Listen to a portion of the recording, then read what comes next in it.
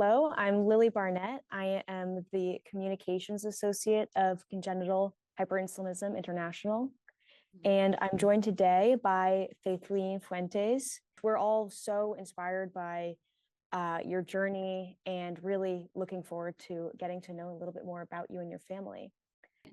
So hi, my name is Faithelen Fuentes. You can call me Faith, and my husband is Jason Solitario. He is a sales executive. I used to be an HR, and we have a beautiful daughter, a CHI warrior, Daphne Solitario. So we're from Cebu City, Philippines. It's a small island in the Philippines, and yeah, Nice. And how old is Daphne now? she's 2 years old now. Yeah, 2.5, coming like 3. I haven't figured out yet what she loves to do because she's unable to move a lot. She's unable to sit, unable to walk, and unable to eat. So we're just learning everything after the operation. So she's Absolutely. more of a she's more of a very sweet, loves to cuddle girl. Um yeah, she's more of like that. And she loves her papa more than her mama. Yeah, she loves to be around with her papa more. So I was wondering if you could tell us a little bit about your care journey with Daphne. If you could tell us what type of HI she has and a little bit about the diagnosis process. How long did that take and what was that like? okay, so Daphne was born through CS, emergency CS. It was all normal until she went out, and then hours after that, they were like having problems already as to why she have low blood sugars, like consistent low blood sugars, like in the 20s. So that's her range for about a day, and then 2 days after that, they don't know what's going on. So we spent 2 months in the NICU. Um, and in that 2 months they were not able to figure out how to manage her blood sugars. So they, after like um, 2 to 3 weeks after the consistent checking of sugars, they were like the doctors were like, let's check her insulin, and it came out really high, and they suspected it could be a congenital hyperinsulinism.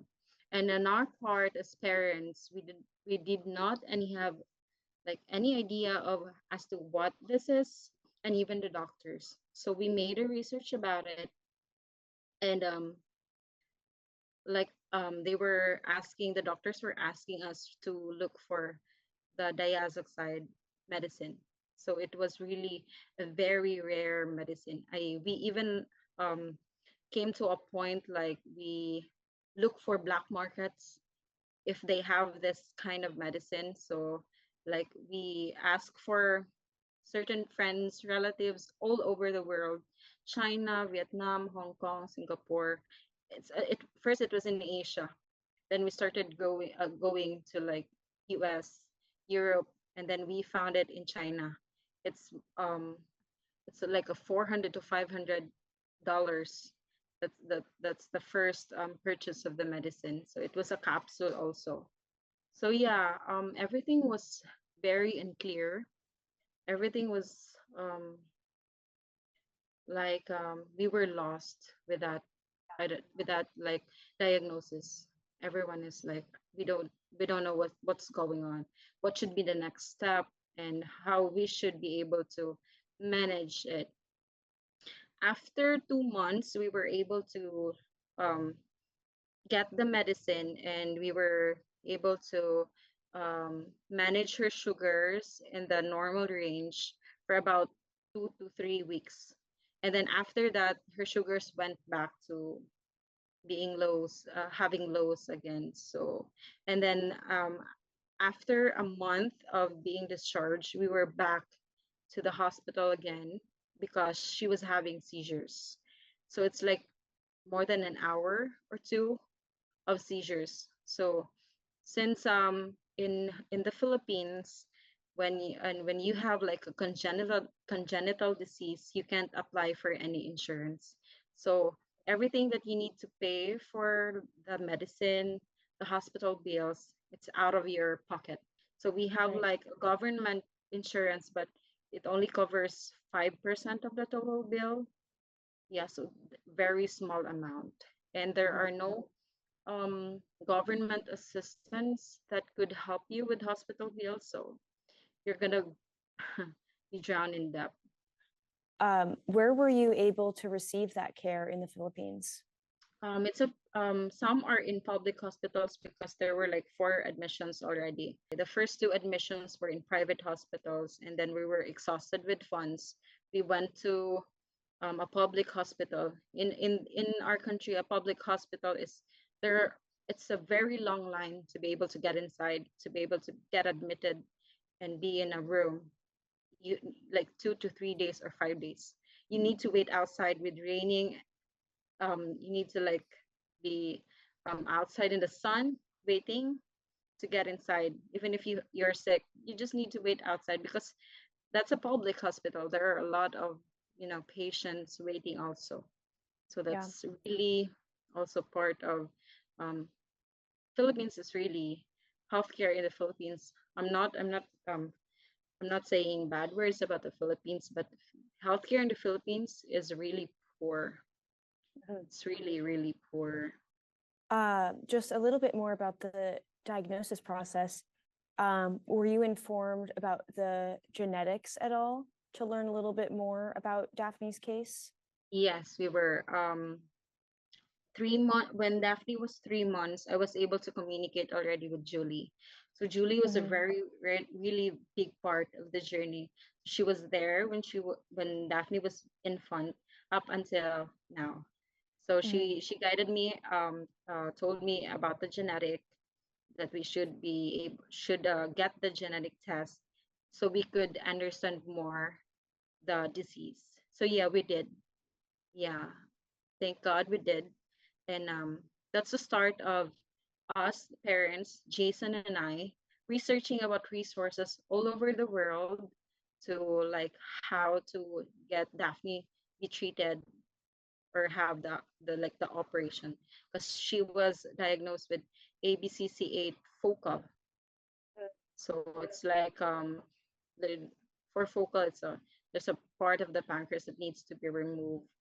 And just when we were in the shop, we we discovered or the doctors discovered a new disease. So aside from ABCC8 focal, there's a backward Wiedemann syndrome.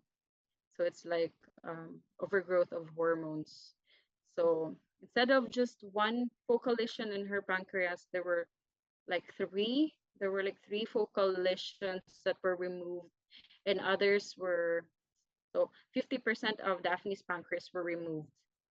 The, the body and the tail and the head were just left. But that part of the pancreas, the head, still have the abnormal tissues of the Beckwith Wiedemann syndrome. But as per Dr. De Leon, Dr. Siegel, and Dr. Catherine Lord, they said that we will be able to manage it easier in the future as she grows older and after the 50% pancreatectomy. So Oh, yeah, that's she's great in news. continue. Yeah. Yeah, but yeah, we were like expecting it was focal, and after the operation of the pancreatectomy, she will be um, announced as cured. But it's a new journey again with the Beckwith Wiedemann syndrome. But hopefully we'll get used to it as days goes by, as we you know practice another routine because she's currently on continuous feed. We have like a feeding bag and a feeding pump, so it's kind of new to us. And she's now on G tube. Before she just like have UGT, so it's in the tube in the mouth, and now it's more like um she's she looks better now because it's already in the stomach, it's already G2. Yeah, so I could be able to like feed her through her mouth already. Since you spoke about your time at CHOP, Children's Hospital of Philadelphia, I was Mhm. wondering if you could talk a little bit more about how you got there and what the care and the treatment was like there and just the experience for you and your family getting to Philadelphia. I learned about CHOP in the group, in the support group of CHI. There's a support group, so they've been talking about CHOP and Cook's Hospital. So I've researched about it. I did ask for a quotation, so it was like $300,000. It's like $1 million for us in the Philippines. So yeah, and we were, I don't know, we lost hope at that moment when we knew about the cost of the operation. But thank God, we did not, my husband, we did not lose faith of like, we can do this, we can find ways. So I started posting about Daphne in the social media, TikTok, Facebook, Instagram. So hoping I could find a Good Samaritans foundations that could like sponsor us going like have the operation in shop. And the first thing I did was after the after several posts in social media, the first thing I did was apply for a certain international family um, part in CHOP, the global medicine. So I applied there. They were like, no, we cannot be able to provide a free treatment for your daughter. So it was like two times they rejected my my request. So I did write a letter to them. And another third try, I did not give up on the first and second try. So in the third try, I called them and tell them more about Philippines and our healthcare. Tell them more about how Daphne would be a great impact to all the Filipino kids and parents. So they were like, let's schedule a meeting, let's schedule a talk. And after that talk, they were like, um, we will be now accepting you for a treatment at shop. So it was a very big miracle for us Filipino people. So you know, but the challenge did not stop there. So um, that's the idea. We can be able to go to shop and have her be treated, but we still have like a lot of document or papers to be processed to be able to travel to US because it's, you know, there's a visa for it. So in just purchasing the visa and the ticket, it costs us a lot. So um all of the relatives and all of our families were like, we did ask for help for them. Anyone that we know that we think of that could help us, we reach out to them, ask for their help. And after a year, we were finally at shop. Wow. Yeah, Yeah, what a journey that must have yeah, been that's after so a much year. to go through. Yeah. Wow. And what was the level of treatment and care like there, compared to what you and Daphne had received prior? Yeah, I was really, I don't know how to say this, very amazed, very, it was a different world out here in US. It was a different world out there in shop. Everyone is very friendly. It was like a home away from home. Shop people were very caring, not just to Daphne, but to us parents. The social workers were very helpful. They were like checking us every day as to what we need because we just brought like small amounts of budget and we ran out of budget, and they were like offering for foods for meals. So we stayed at Ronald McDonald House, and there was like free food, free shelter. It's a new world here in US in CHOP. Mhm. Yeah, the like the resources you have, even for the inserting of IVs. So I was really shocked with how fast it goes and how less invasive it goes, because in back in our country it took us like 1 to 2 hours, and babies are, or the kids are like crying because of the like inserting of the IVs. And here there's a certain like ultrasound that you could check the veins right away and get it inserted, the IV inserted right away. So yeah, amazing. Great. And I was wondering as well if you could talk a little bit about what specifically you did for treatment there. Yeah, so we had pancreatectomy, so Mhm. for her like focal lesions, and they offered physical therapies, occupational therapy. Yeah, so more of the pancreatectomy and some therapies after the Mhm. operation. Great. And how is she doing post-operation, and what are her current blood sugar trends? After a month after the operation, she shows a lot of progress. Like she's now able to do tummy time with her head. Like she was now able to control her head, Mhm. and she's now able to like sit longer.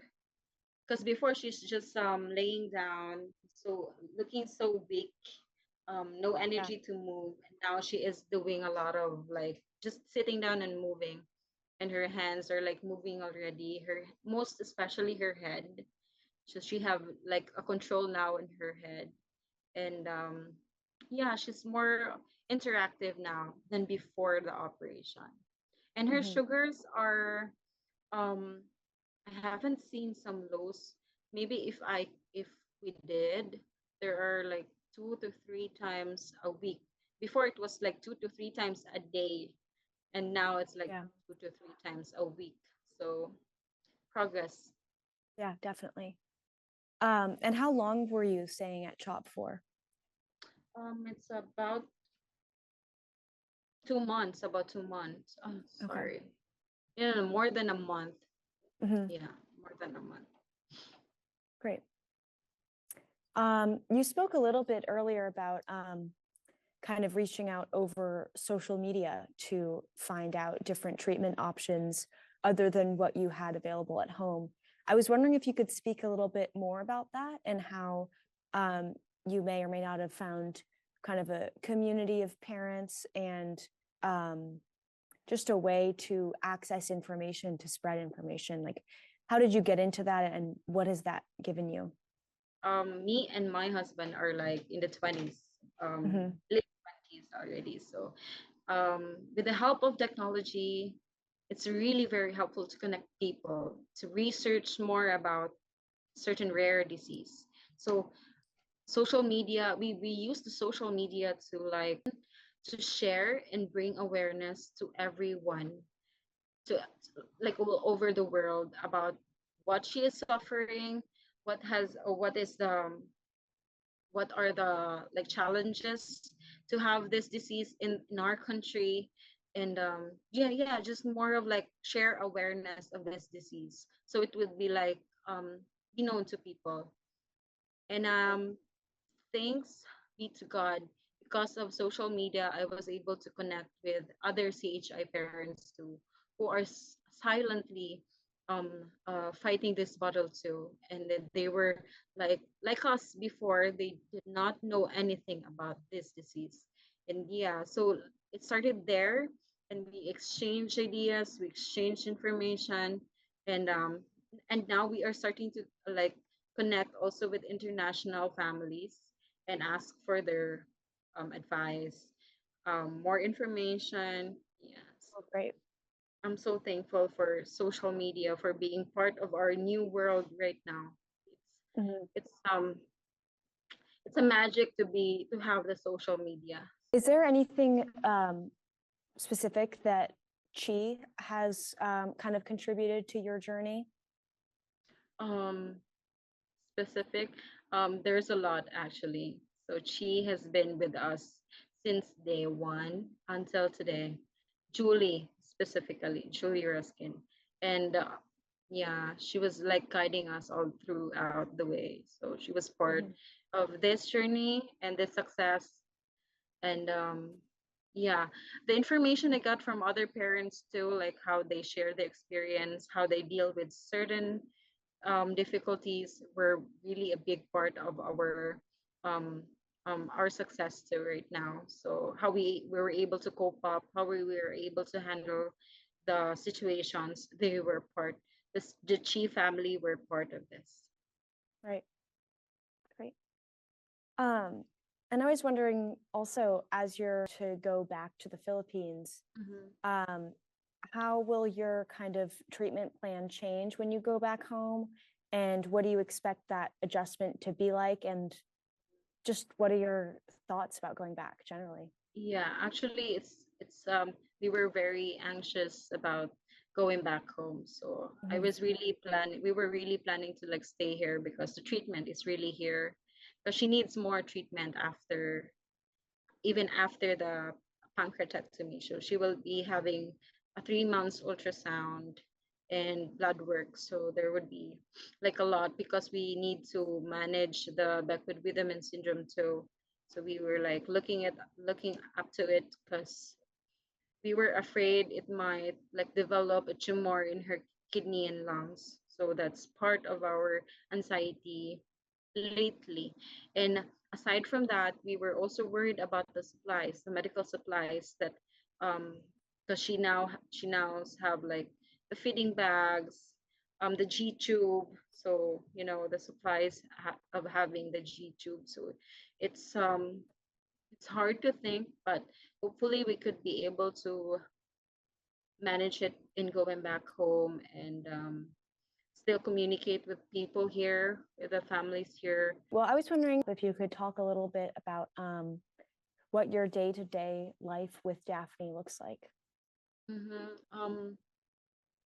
Actually, Daphne did change our lives, me and my husband. So I used to be a career woman. So I used to just work and home, work and home. So that's my routine.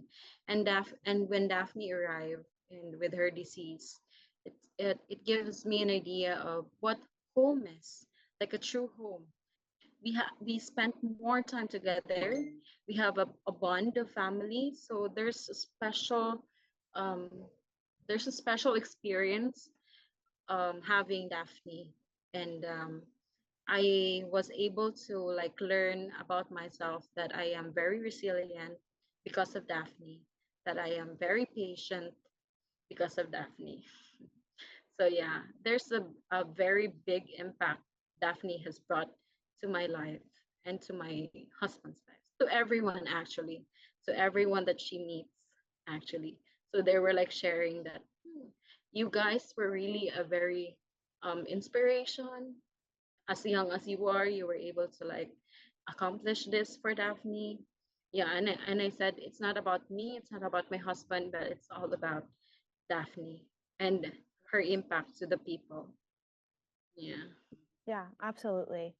And on that note, what are some of your and Daphne and your family's triumphs and moments of strength that you've experienced through all of this? My family's triumph is for her to be able to be treated at CHOP. That's one of our greatest triumph. But for victories, so every day is a victory. To be able with her, spend a day with her, spend Christmas holidays with her is already a miracle. It's already a victory. Great. Thank you so much for sharing Thank your you. story with us. Yeah. I know that you've been a huge inspiration to everyone at Thank you. Congenital Hyperinsulinism International, just for your family's resilience. And it's just so admirable, everything that you've done for her and your strength in that. Thank you so much for joining us. Thank you so much. Thank you. This is my pleasure. And thank you so much. Really. Thank you. Yeah.